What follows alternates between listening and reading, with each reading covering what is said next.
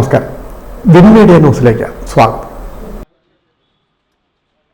സമൂഹമാധ്യമത്തിലൂടെ യുവതിക്ക് ഹായ് സന്ദേശം അയച്ചതിന്റെ വൈരാഗ്യത്തിൽ യുവാവിനെ മർദ്ദിച്ച കേസിൽ യുവതിയും സുഹൃത്തുക്കളും ഉൾപ്പെടെ 4 പേരെ പൂച്ചാക്കൽ പോലീസ് അറസ്റ്റ് ചെയ്തു.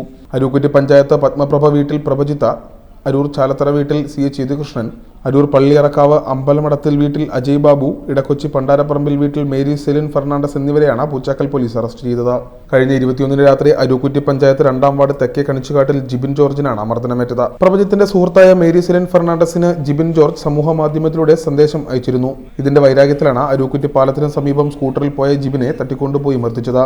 ജിബിൻ ആലപ്പുഴ മെഡിക്കൽ കോളേജ് ആശുപത്രിയിൽ ചികിത്സയിലാണ്. പുത്തൻകുരിശിൽ ഒളിവിൽ താമസിക്കുകയായിരുന്ന പ്രഭജിത്തിനെയും മേരി സെലിൻ ഫെർണാണ്ടസിനെയും പൂച്ചാക്കൽ സ്റ്റേഷൻ ഓഫീസർ സുബ്രഹ്മണ്യന്റെ നേതൃത്വത്തിൽ നടത്തിയ അന്വേഷണത്തിലാണ് പിടികൂടിയത്. Poochakkal SI J Sunny, ASI Lijimol, senior CPOമാരായ King Richard, PR Praveesh, Arunkumar, KP Gireesh, Manumohan എന്നിവർ അടങ്ങുന്ന സംഘമാണ് പ്രതികളെ പിടികൂടിയത്. കോടതിയിൽ ഹാജരാക്കിയ പ്രതികളെ റിമാൻഡ് ചെയ്തു.